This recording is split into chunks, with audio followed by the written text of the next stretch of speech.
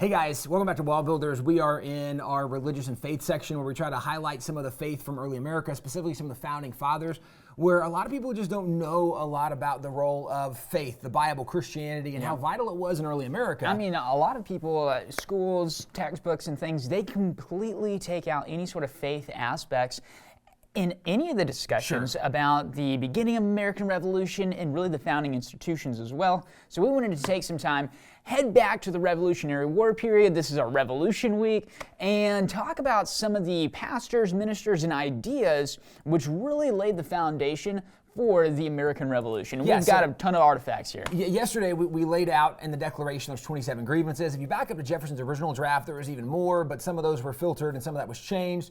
So there were 27 grievances, and we said we want to get into where do those ideas come from. And what you discover going back to early America is that most of the ideas that led to the American Revolution, at least you see those ideas in the Declaration, go back to actually pastors. And this is where most people would be very flabbergasted, contradict this whole idea. Separation of church and state and stuff like that. I mean, why would the pastors be talking about politics? Those two things are totally separate, but back then, it happened all the time. Sure. One of the things that was very common in early American culture is that pastors were leaders in their community, leaders in their town. People respected the pastor, looked up to the pastor. A lot of times there was one church in a town.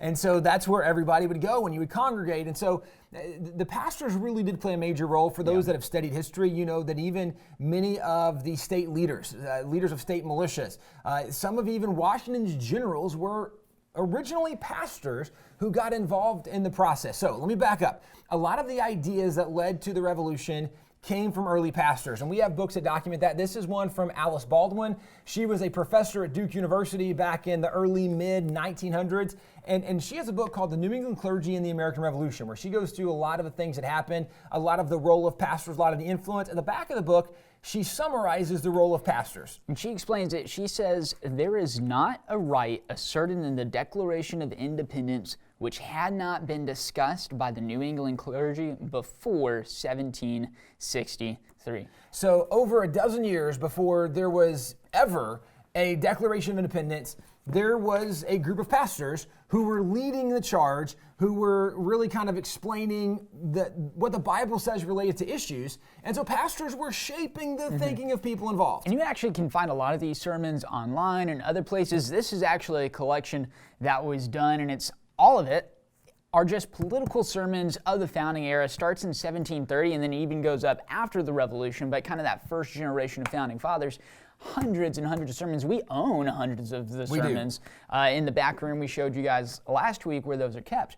But, I mean, this is something that back in that period, people were going to church not even just one time a week, but several times a week, and a lot of those sermons were specifically discussing current events and how people should respond to that from a biblical perspective. Yeah, and what we're saying is not a new thought historically, it's just new in the last couple of decades, because it hasn't been talked about. If you go back, though, go back 40, 50, 60 years, this kind of stuff was known. There's another book we have that was done by Clinton Rossiter. He was a professor at Cornell University. Actually, the chair of history, the history chair, was named after Clinton Rossiter. It's the Rossiter Chair of History. And so he wrote a book called The Seed Times of the Republic. And in it, he kind of goes through and talks about several of the key, vital, massively important people for the revolution, for American independence. And as he's going through it, actually several of these people who he says are the most important are actually pastors. And most important specifically in the idea of they produced some of the thoughts that specifically led to the revolution. So where did this idea come from? Well, it came first from this guy, and then you see this idea from this guy. So we outlined some of the people who were helping encourage specific thoughts. And of those, he lists 6 people. Yep, Thomas Hooker, Roger Williams, John Wise, Jonathan Mayhew, Richard Bland, and Benjamin Franklin. Now, if you come back to Thomas Hooker was a minister. Roger Williams, founder of Rhode Island, was a minister. John Wise from Massachusetts was a minister. Jonathan Mayhew was a minister. Then you have Richard Bland, who was a kind of political philosopher kind of guy, and then Benjamin Franklin, which hopefully you know that name. But among these, what's significant is that Rossiter points out that of the people that came up with these ideas, 4 of the 6 were actually pastors Today, most people don't know that thought, but even one of the names he mentioned, John Wise, that would be a name worth looking at. Huge guy. Yeah, John Wise, a lot of the very verbiage we use in the Declaration can be attributed back to John Wise. John Wise was a pastor in the late 1600s, early 1700s. He had a couple volumes of sermons that were printed, and in these volumes of sermons, he taught ideas like that all men were created equal. Oh, I've heard that one. And all of us have rights that don't come from the king, but rather come from God. You could say inalienable rights. You could say that, right? Exact verbiage in the Declaration. He taught ideas that taxation without representation was actually tyranny, and we were being oppressed because we were not able to have proper representation and taxes were being imposed on us. This was a sermon he preached. There are very specific phrases from the Declaration that are attributed to sermons from the Reverend John Wise. Today, people don't see much of that connection, but this is what early historians used to point out, and early meaning even earlier 1900s, okay? So even more recent than the founding era, we used to recognize the importance of pastors. And if you start looking at specific stories from the American Revolution, we will discover that some of the major leaders and players were actually pastors. One of my favorite stories goes to a guy named John Peter Gabriel Muhlenberg. Now, John Peter Muhlenberg, his father was largely credited with being the founder of the Lutheran Church in America. Came from Germany, so that the family spoke German. His father had a couple sons, so John Peter was one of those, and he wanted to be a pastor. He was a pastor of a Episcopal church, or Anglican largely, right? Kind of Episcopal though, once we separated. And then also of a German Lutheran church.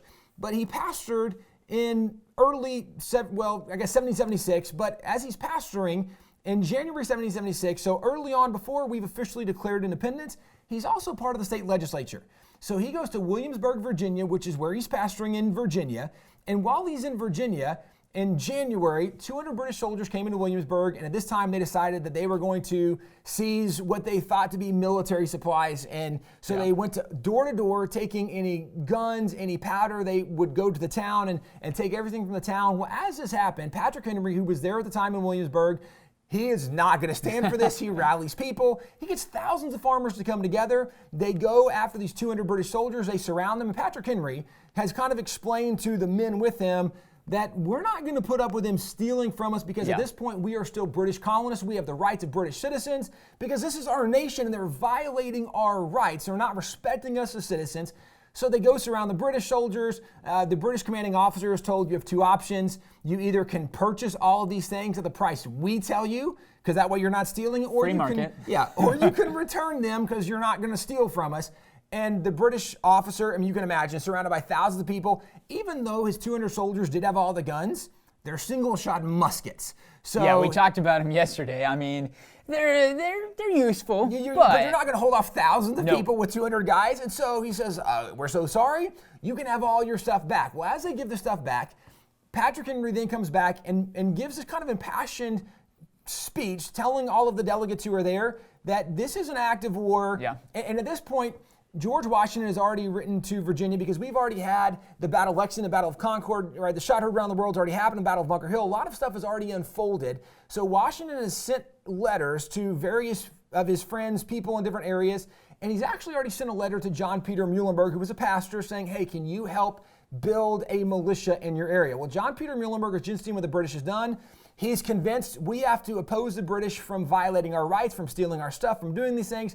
So he goes back to his home church, and he gets back in time. It's roughly a 200-plus mile ride to get home. He got back in time for the Sunday service. Which, riding on horseback, that's wildly different than driving back, right? That would take quite a long time. Several days. And that would take a lot of energy, a lot of effort. So it's been a hard trek back. He gets back to his church and then gets in front of him. Yeah, so he gets up in his pulpit. He opens his Bible. The report says he goes to Ecclesiastes chapter 3. We've actually got some old Bibles here from a little bit later, but, some pretty cool things that we can get into later, but probably something kind of like that. Sure, and we do have many Bibles from the founding era, from some from different founding fathers, which are pretty cool. But John Peter Muhlenberg gets up. At that time, they had an elevated pulpit because it was before a sound system, so being elevated helped the voice to carry better in their sanctuary auditorium.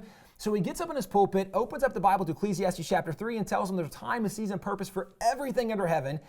And he reads through Ecclesiastes 3, and it gets to verse 8, which says there's a time for war and there's a time for peace. He closed his Bible, and he told them what's happened in Williamsburg, their capital. He says that there's been a call for war, and we're going to answer that call. We are now going to war. He then said, let's close in prayer. And you can imagine how weird it would be if your pastor comes back and says, hey, guys, we're about to go to war, and let's pray. So people are probably very unsettled. He closes in prayer, and then as he finishes the prayer, instead of doing what you would normally do, he would dismount the pulpit, come down the stairs, go off into the side room, which was a vestry room, where he would take off his clerical robe. He stood up in the pulpit, and he takes off his clerical robe, and underneath the robe, he reveals he's wearing the uniform of a Continental Army officer. So everybody sees the pastor is in this military commander uniform. He then dismounts the pulpit, and he starts walking to the back of the room. As he walks to the back of the room, he tells them, we came to America to practice our freedoms and liberties, but if we won't fight to defend them, we'll lose everything we came here to America to enjoy. He got to the back of the room and says, I'm going to fight to defend our freedom. Who will go with me? He called for this boy to come and start drumming. They had somebody come and had an enlistment form, and they signed people up at their church. They had 300 men sign up at their church over the next day.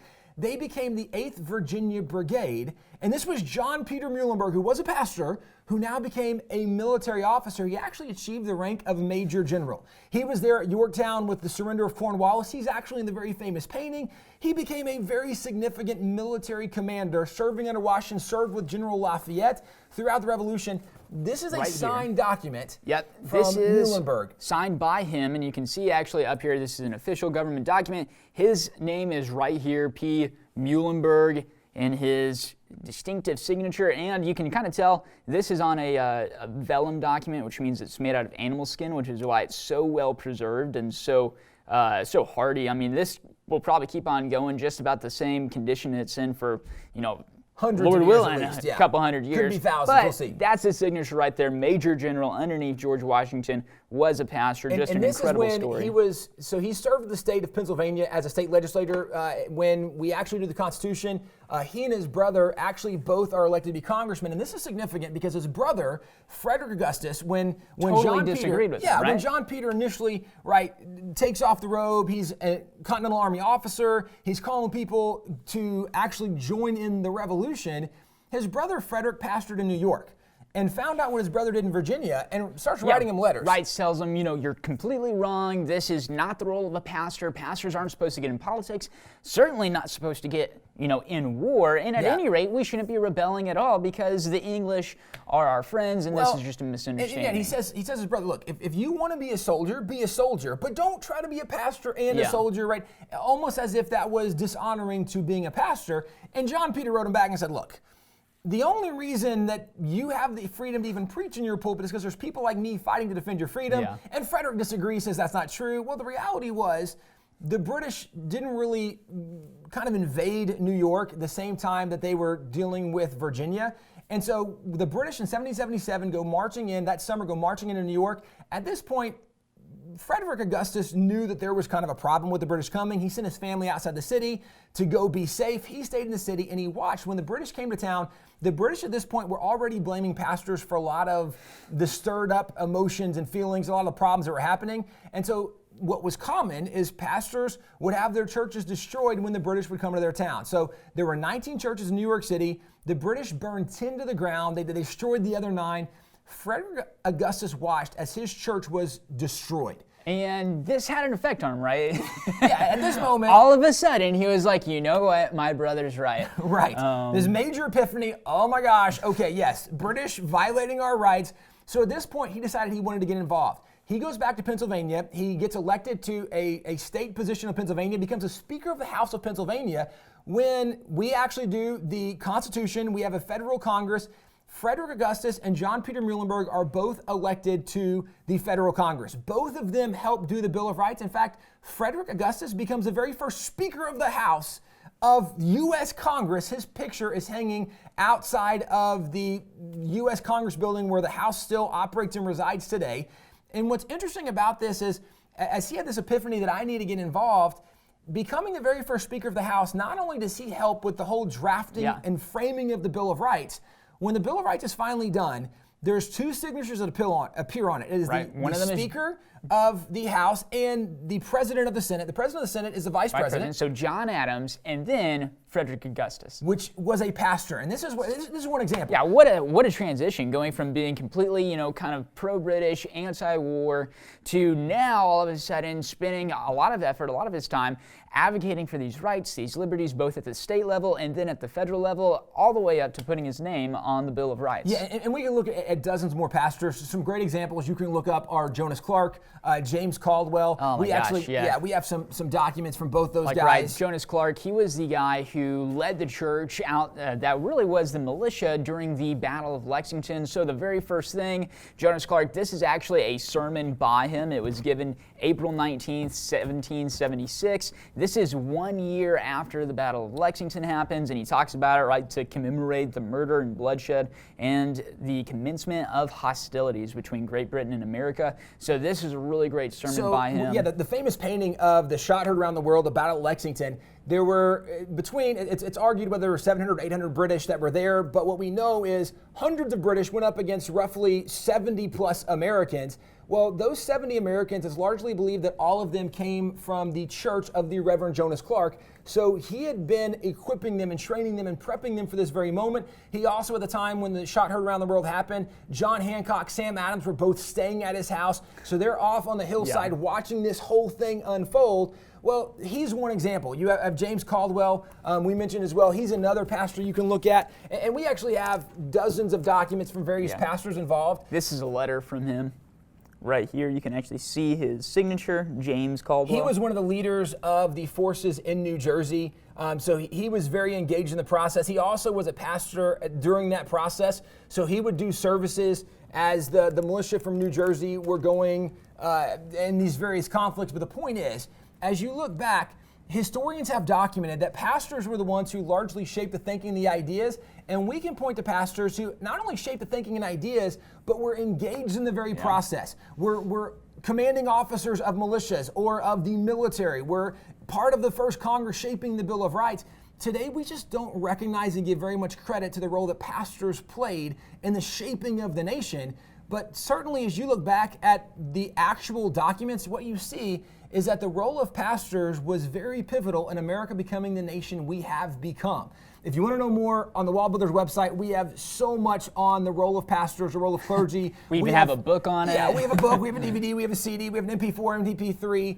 And then there's lots of articles giving you kind of lots of pointers. Of resources. Even some of these books that are available online, you can go and read these online. So there's lots of ways to find out more of the story of the American Revolution. But as we are navigating now, education from home for a lot of us, as we're trying to learn more and grow more in the process, it certainly is worth looking at the role that pastors played in the American Revolution.